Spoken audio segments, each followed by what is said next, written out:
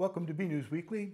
I'm Phil Gallagher along with BNEWS Director Rich Hosford, BNEWS reporters Tad Stefanak, Chris Flaherty and Robert Paris, Peter Brown with the weather, Jolie Atwood with the community calendar, and Liz Gillespie with sports. Thank you for joining us. Shawshene Technical School, the local vocational school that has students from Burlington, Wilmington, Bedford, Tewksbury, and Billerica, reported its first case of COVID-19 on Thursday, but said there was no danger to the rest of the student body or faculty. In a letter to parents, Superintendent Director Bradford Jackson said a student had tested positive, but the student had not been in the school since Friday, October 16th. He said based on a review of the situation, they have concluded that no Shawshene student or staff member is considered a close contact, defined as being within 6 feet of the person for at least 15 minutes in one 24-hour period. Superintendent Jackson said in this case, the student's parents did the right thing by keeping the student home when they were not feeling well. He added the student is already making a good recovery. Jackson said the school follows all Massachusetts Department of Public Health protocols, including collaborating with the applicable local Board of Health, and that they have been planning for such circumstances since before school opened. Burlington Public Schools have been open for about a month and a half now. To see how things are going, BNEWS Director Rich Hosford had Superintendent Eric Conti in for the monthly superintendent update. Here he is with Dr. Conti with his general thoughts about the school reopening so far. Been going really well if you look at how things were set up and what our priorities and values were going into the year. So we really started off or have everything designed with safety first. I think then we were secondarily worried about the social emotional sort of state of our students and staff, and then it was really academics that came in as sort of a third priority, where normally obviously safety is always first, but academics are usually are right there next to it. So I think given those three values, I think that we've been able to keep students in school. Had you asked me in August if we would still be in school approaching November 1st, I would have probably given you a 50-50 answer. Yeah. We always talked as a planning team that November 1st would be a real win for us because of all the effort that we were putting in. We didn't want to just do 2 weeks and then have to close. So I'd say things from the sort of safety and social emotional perspective are going well. I also think the academics are coming along, but we really didn't design our schedules to prioritize academics at first, and I think that's some of the feedback that we're getting from parents. They want to see kids in school more. I think now that we have the logistics sort of figured out, and so we're going to be looking at ways to continue to expand, to have students in-person learning, have their in-person learning expanded moving forward. Burlington residents have been voting early, and hopefully not often. Town Clerk Amy Warfield said that in the first week of early voting, 4,098 people had cast ballots by Thursday, October 29th. Additionally, the clerk's office has received about 7,100 mail-in ballots, about 83% of all that were requested. As of the 2020 presidential primary in September, there were 15,638 eligible voters in Burlington. If this number has stayed relatively steady, that means that roughly 63% of voters have already cast their ballots. The number of people voting early in person may be under the 2016 numbers, when about 4,800 people cast ballots before the election. However, Amy Warfield said there cannot be a direct comparison of voter turnout because in that election there was no widespread mail-in voting. She said that safety measures to help stop the spread of COVID-19 have been going well, and they now have more experience running elections in a pandemic. Those measures include using tables to keep people 6 feet apart, spacing out polling stations, wiping surfaces and equipment down, and requesting people wear masks. If someone refuses to wear a mask, they are led through a separate polling station that is even more distance from others. If you have not voted early, you can vote on Election Day on Tuesday, November 3rd. The polls will be open at 6 a.m. to 8 p.m. in the Burlington High School gymnasiums. Recent BHS graduate Hannah Pace began a fundraiser back in August of this year where she makes homemade lemonade and donates money to different charities doing work in war-torn Yemen. BNews reporter Robert Paris met up with her at a recent fundraising event and files this report. The pandemic has changed everyone's life in the past 7 months. While we cope with the new normal, we are discovering ways to make a difference around the world and our own community. BHS graduate Hannah Pace has started a fundraiser where each month she donates money to different charities doing work in Yemen. I'm a freshman right now at Penn State, and I decided to stay home because of COVID. And because of the extra time I had at home, I heard about the Yemen crisis that's going on. They have a really bad humanitarian crisis. They're going through civil war too. So I thought, I really like to be in the kitchen. I like making stuff. So maybe I'll just make lemonade. I'll make different flavors. I'll market it, and then I'll take the money and I'll donate it to different causes each month because we have a lot of Dunkin' Donuts and Starbucks in Burlington, so people pay a lot for, lemonades and refreshers, so I thought for a good cause they would too. The fundraiser name? The Yemen-AID Project. The name honestly just kind of came up to me, so I thought Yemen and then aid, so what rhymes with that? Lemonade. And lemonade's just a very easy thing to make, especially if you put a lot of quality into it instead of powdered stuff or, concentrates. I make everything fresh at home, so I thought that the homemade thing would make people more compelled to buy it. To help spread the word, Hannah held a charity night on October 27th at the Flatbread Pizza Company in Bedford. So I'm actually an employee at Flatbread Bedford, and they do a lot of charity nights and benefit nights for different organizations. They heard about the Yemen-AID project because I kind of told my managers about it, and they offered to let me have a benefit night here. So I'm selling some lemonades, and I'm also having a raffle basket for some self-care products. Hannah has created an Instagram and Facebook page for the Yemen-AID project with her homemade lemonades and the charity of the month. The easiest way to do it is if you go to Facebook or to Instagram and you search Yemen-AID project, there's the website and the info for that, so you can just click on that, and then you can make orders through either the Instagram account or email yemenaidproject@gmail.com. Hannah continues to help the country of Yemen and is always looking for people to join in on the efforts. I'm honestly looking forward to just the amount at the end of this that I'm going to be able to raise. I think that it's definitely been a lot of hard work. Again, I'm balancing school, I'm balancing working here. It's a lot of stuff going on, and I'm also just trying to be a teenager.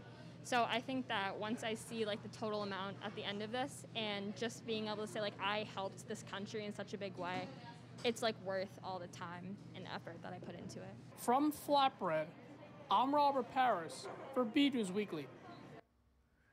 Here's another example of a Burlington resident making a difference. A Burlington High School senior was recognized with a proclamation for her impressive achievements in the Civil Air Patrol's New Hampshire Wings Greater Nashua Composite Squadron. Wish they'd make these titles a little shorter. She was recognized at Monday night's Board of Selectmen. Elizabeth Forbush has been awarded the Civil Air Patrol Spats Award, named in honor of the first Chief of Staff of the United States Air Force, General Carl Toohey Spats.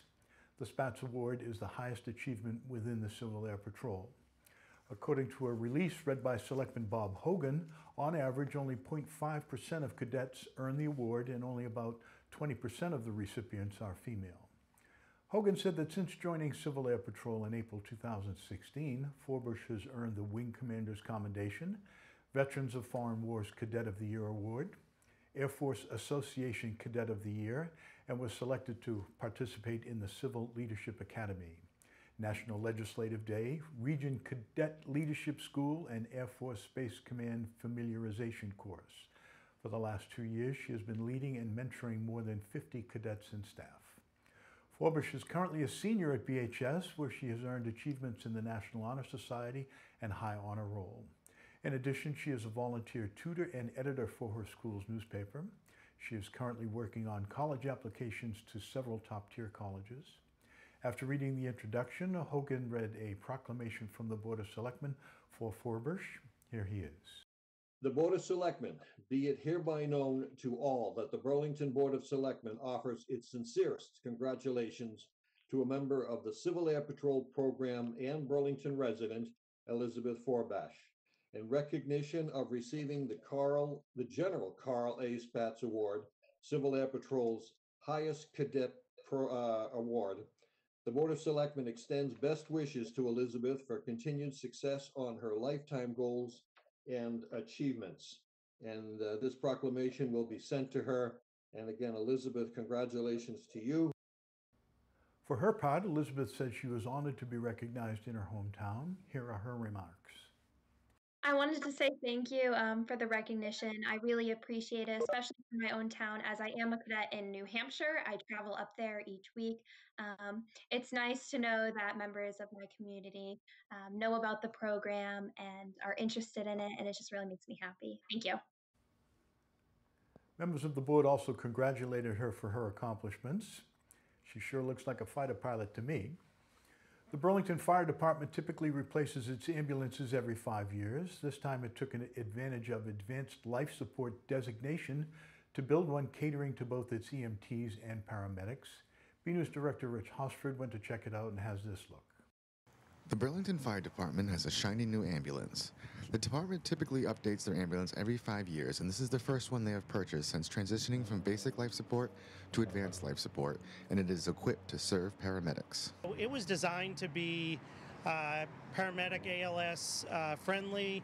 I think the good thing about this ambulance is that every EMT and paramedic on the Burlington Fire Department had a say in how the ambulance was built and how it was designed, because they're the ones that are doing the work in the back and taking care of the patients. So it was designed to be very user-friendly to both EMTs and paramedics. That means it has equipment designed to make helping patients easier. So it has a cabinet that's specifically for advanced life support equipment that we didn't have previously. It's a cabinet that is right at the bench seat that they can reach with arm's length, and that is something that's brand new to this ambulance and specific to this ambulance. We've never had these cabinets before.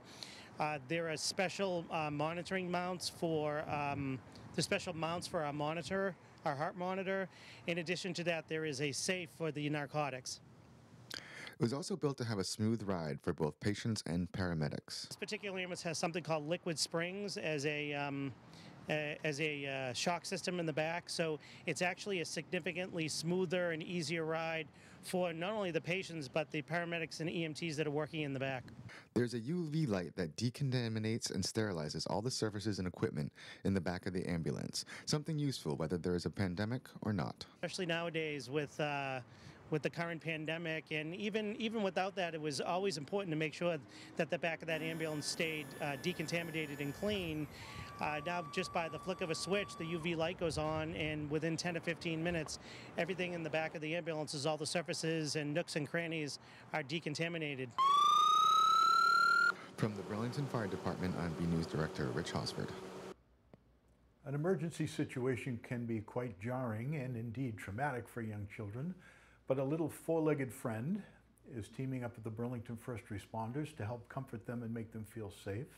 His name is Trouble the Dog, and he comes to town through the efforts of the Kenneck Foundation and FBI Boston Citizens Academy Alumni Association. For more on Trouble the Dog, BNews reporter Chris Flaherty has this report. Here comes Trouble. Trouble is a plushy four-legged friend who was created to help kids in times of crisis. Trouble was created one winter's night in 2006. My niece Kendra was at my home, and we had a number of cancer losses in my family. Kendra had lost her grandmother, her Nani, her dad, and our family dog Irish to cancer, all right in a row. So she was at my house, and she was just doodling at the coffee table. And all of a sudden, a telethon came on benefiting children with cancer, and she looked up. I'll never forget it. And she said, "Oh, I've got to help those kids." And she just went boom. And she drew this dog. Then she went on my computer. She came back. She said, "His name's going to be Trouble, and he's going to help kids." And that's exactly what's happened. Trouble has just joined forces with Burlington First Responders to help comfort children in potential emergencies. 11 stuffed dogs have gone to both the fire and police department and will ride in cruisers along with officers.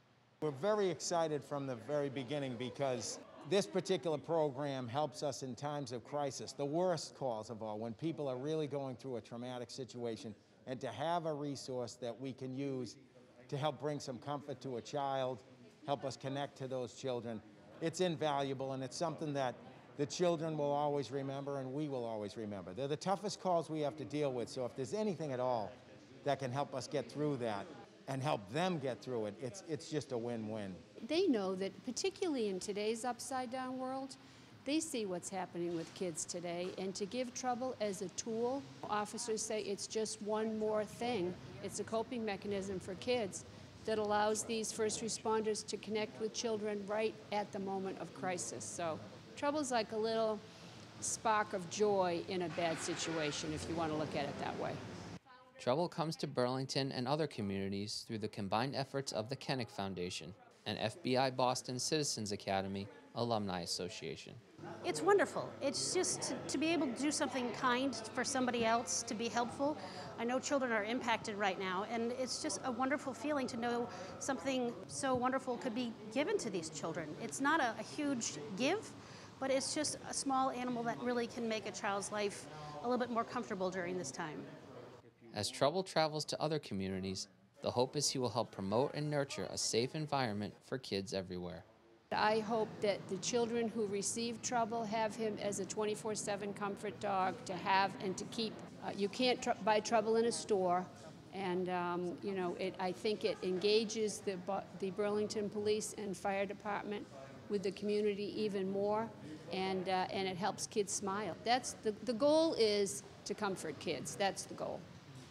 Until next time, this is Chris Flaherty for BNEWS Weekly. A Burlington woman who is always busy helping others was recently nominated for an award that honors those who benefit their community. In 2016, Congressman Seth Moulton established the Peter J. Gomes Service Award, given annually to an individual in the 6th District who best exemplifies the qualities of integrity, compassion, and commitment to community that were the foundation of the late Reverend Professor Peter J. Gomes' teachings. This year, State Representative Ken Gordon nominated Joyce Delianis, founder of the Burlington-based Help Us, for the award. Help Us connects people in need with the people and organizations who want to help. Delianis expressed her gratitude for the nomination. Delianis said she was deeply honored to have been nominated for the award, and on behalf of the Help Us board, their supporters and friends, in the name of hope, service, and kindness, she accepted the nomination with a grateful heart. Representative Gordon said Delianis epitomizes kindness and devotes her time and energy to making Burlington and the surrounding communities a better place. This year's Peter J. Gomes Service Award went to Carlos Prudencio, a 16-year-old senior at Lynn English High School. Throughout the pandemic, Prudencio has volunteered at the Salvation Army in Lynn to help distribute meals to families in need. Delianis congratulated Prudencio on receiving the award. A particular side effect of the COVID-19 pandemic is the quarantine 15 pounds gained during the quarantine due to stress, isolation, or just plain boredom, not to mention the refrigerator's only a couple of steps away. BNEWS visits with community partner Lifetime for advice on ridding oneself of the quarantine 15 and ways to move forward with a healthy lifestyle in the latest BNEWS Health and Fitness. Let's take a look.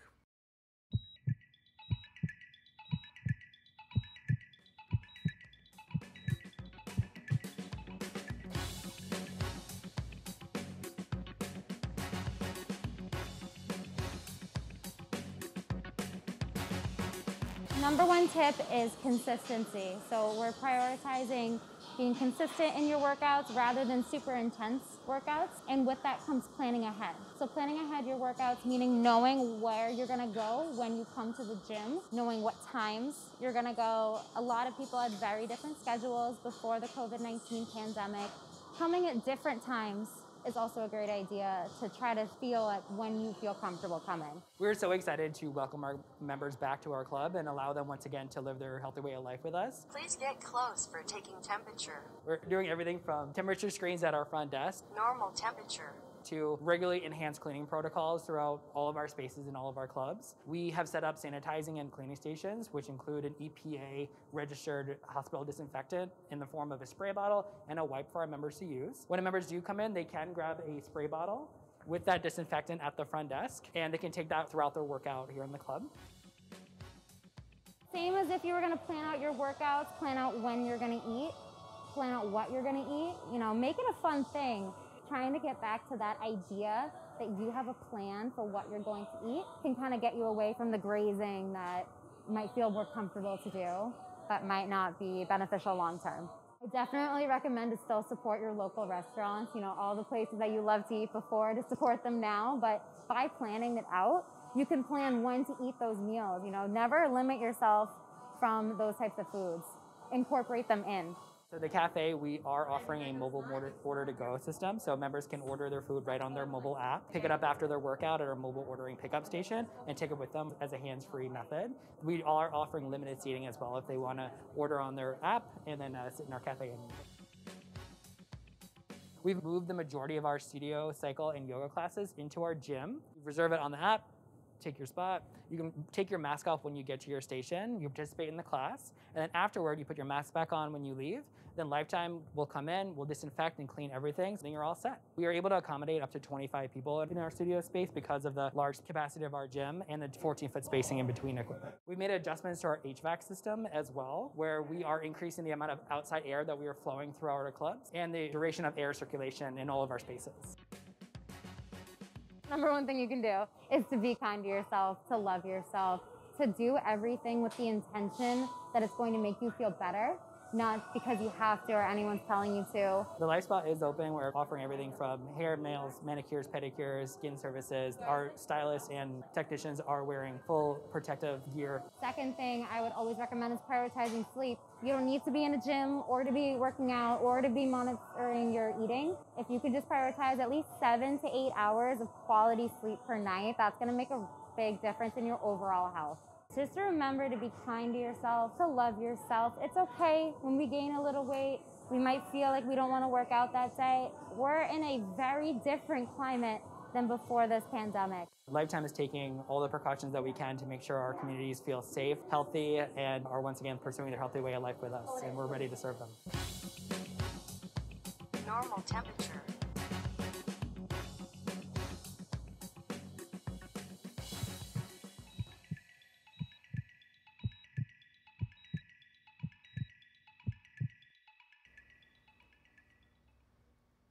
There's no magic bullet for weight loss.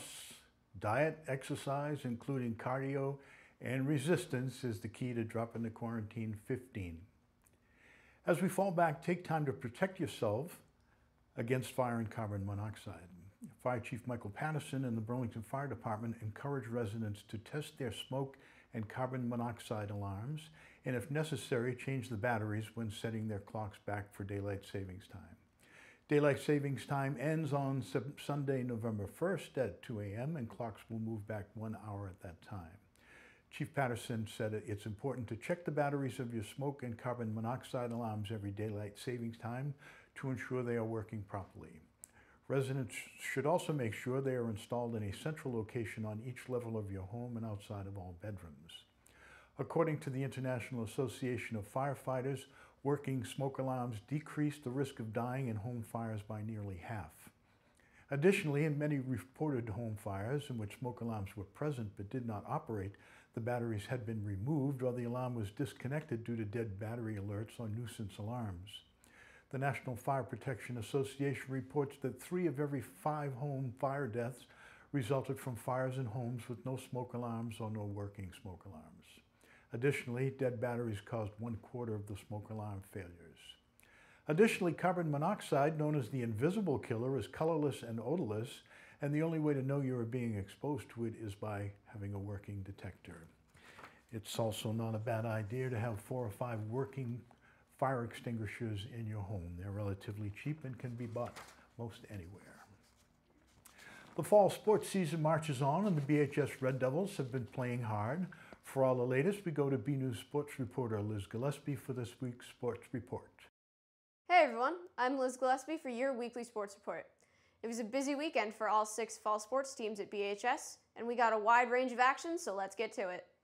On Saturday, October 24th, the Burlington boys soccer team competed against Watertown Red Raiders at the Marshall Simons Middle School. We have some highlights from that game, so let's check those out. The Burlington boys varsity soccer team faced off against the Watertown Red Raiders at the Marshall Simons Brush Field. Let's get rolling with the highlights. First off, The team had a rocky start in the first 2 periods, with very little offense and a lot of defense. 0-0 was the score at the half. The Red Raiders got on the board first in the 3rd period. And Watertown scores! Later on in the 3rd, they scored again, 2-0. And they scored again. Then, Burlington came out and answered with a point by junior Ethan Baldessera, 2-1. Neither team scored in the 4th and final period, so the Red Devils lost by 1 point in a tight match against Watertown. 2-1 was the final. The Red Devils will face the Red Raiders again on Halloween at Victory Field. Burlington drops to 1-3 on the season. Lady Devils soccer also faced Watertown on Saturday at Victory Field. The team scored 1 goal against the Red Raiders in a 1-1 tie. The Lady Devils will see them again on Halloween at the BHS Varsity Field. The team drops to 0-4-1. This game will be live streamed on the BCAT Facebook page at 9 a.m. The Burlington golf team was supposed to play the Wakefield Warriors on Friday, October 23rd. However, the game was canceled. The team traveled to Oakley Country Club in Watertown to face the Red Raiders on Monday, October 26th. The team did very well in the meet and got another W in the win column. The final that day was 46-26 for Burlington. And they'll be playing Watertown again on Tuesday, October 27th in their final meet of the season. The team record moves to 5-3 on the season. Girls field hockey traveled to Victory Field on Saturday, October 24th to face the Watertown Red Raiders. The Lady Devils were unable to score points on the offense and were shut out by the Red Raiders 6-0. The team will face Watertown again on their home turf on Halloween at Varsity Field. This game will also be live streamed on the BCAT Facebook page at 11 a.m. The Burlington boys cross-country team had a meet against the Red Raiders on Saturday, October 24th at Varsity Field. The team beat the Red Raiders 15-50 and will face the Melrose Red Raiders on Saturday, November 7th at Varsity Field. Burlington moves to 3-0 on the season. Lady Devils cross-country had their first win of the season against Watertown on Saturday at Victory Field. The Lady Devils beat the Red Raiders 16-43. Burlington moves to 1-2 on the season, and they will face the Melrose Red Raiders on Saturday, November 7th in Melrose. And that's all for your weekly sports report. I'm Liz Gillespie. Back to you guys in the studio. We got some snow this week for the first time this season in a miserable October surprise. To see what's in store for the week ahead, we go now to BNEWS weatherman Peter Brown with the latest forecast. We'll also check out the community calendar with Jolie Atwood to see what's happening in Burlington. Well, hello everyone, this is Peter Brown with a look at your weather for the next 7 days. As we start out our period here on Friday, I can't believe it's hard to think that we are at the end of October looking at Halloween, the end of daylight savings time as well this weekend, and Election Day coming up next week. A lot of things to cover and a lot of interesting weather to cover as well. Now we're going to start our period on Friday with pretty chilly conditions.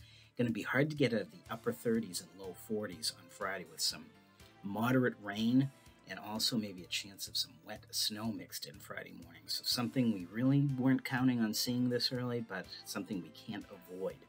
Now, as we get towards the end of the period on November 5th, we're looking at temperatures at that time of the year should only be in the low to mid 50s, and we're actually going to best that by about 5 to 10 degrees. So some pleasant conditions after we get through the messy and cold Friday that we have coming up. And of course, as we look at our daylight time, it keeps getting shorter as we march through the rest of fall. As we go ahead, let's take a look at what we're expecting for temperatures and precipitation from the Climate Prediction Center. And looking at our chances of temperatures, again, look at this. Temperatures at or below average for all of the New England area, especially here in the Burlington area and a big chunk of the United States. So pretty chilly out there. Winter is really trying to get a grasp on us, really trying to push fall out of here pretty early. As we look at our precipitation chances, this is something that's been pretty typical over the past 6 months, expecting actually most of the lower 48 to see at or below average precipitation. So thank heavens we got a good dose of rain over the past couple of weeks, but our drought conditions here in Burlington are going to persist for the foreseeable future. As we go ahead, let's take a look at that 7-day forecast and what we're expecting in the way of temperatures and precip coming up again for the week. And again, starting out on Friday, we're going to be seeing the remains of what is Tropical Storm Zeta passing by to our south. I know it's hard to believe we've had so many tropical systems this year that we are that far into the Greek alphabet. This storm is going to be passing by close to our south, going by pretty quickly, and it's going to be bringing in some cold air from the northeast with it. So we're going to see some pretty heavy rain as we get into Friday morning. That's going to drag some of the colder air down from the upper atmosphere, and it's going to turn it over to a mix of rain and probably some wet snow here in the Burlington area. Nothing that should accumulate on the roadways, but definitely be seeing a little bit of white out on your lawns coming up on Friday morning. Now, after that storm passes by, it's going to be pretty chilly going into the Saturday time frame. It's going to be sunny out there, but temperatures only in the mid and upper 40s with a pretty stiff breeze. Temperatures at night way down to near 20, maybe even in the upper teens. We could be looking at some record lows as we head into the weekend. Though temperatures as we get into Sunday are going to rebound a little bit about 50 before a really strong shot of cold air comes in here on Monday, with temperatures maybe not even getting out of the upper 30s. Now, heading out there on Election Day, temperatures again going to rebound back up to 50. Going to be chilly, though, if you're out there in the morning early. As we head into the rest of the period, looks like our temperatures moderate up into the mid-60s by Thursday before another strong shot of cold air comes in for the next weekend. Now, everyone also remember, before you go to sleep on Saturday night, on Halloween night, remember to turn your clocks back an hour as daylight savings time comes to an end. So everyone, get out there, enjoy the weather, and have a great week.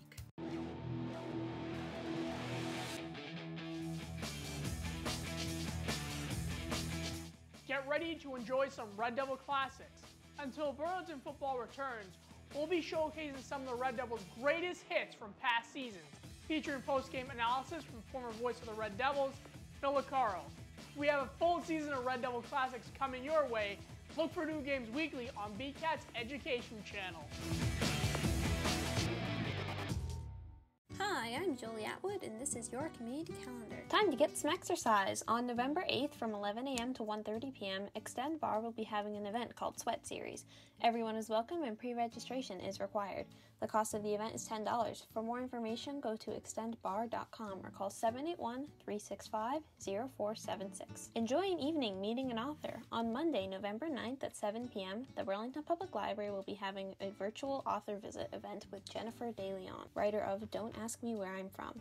Everyone is welcome to join and pre-registration is required. To register, go to the BPL website at burlington.org. Looking for a new hobby this winter? The Burlington Parks and Recreation Department will be having an indoor pickleball sessions for the winter. Sessions will be at the Parks and Recreation Gym. Everyone is welcome and pre-registration is required. Sessions begin on November 9th. To sign up, go to burlingtonrecreation.org. I'm Jolie Atwood, and that was your community calendar. Another week, another photo to highlight. This week's photo was perfect for Halloween. It was sent in by Jen and Mackenzie Goldsmith and features their two cats, Oreo and Midnight, in Halloween costumes. Oreo is sporting the pumpkin outfit and Midnight is the skeleton. Thanks for the photo, Jen and Mackenzie. We'd like to see your photos. They could be of your fall activities, your snow shoveling, a family trip, or just everyday moments, whatever you think is interesting and would like to share with us in the community. Email your photos to bcat@bcattv.org with the subject line Photo of the Week. Okay, that's it from the news desk here at BNEWS Weekly. I'm Phil Gallagher, along with Rich Hosford, Tad Stefanak, Chris Flaherty, Robert Paris, Peter Brown, Jolie Atwood, and Liz Gillespie. Thank you for joining us.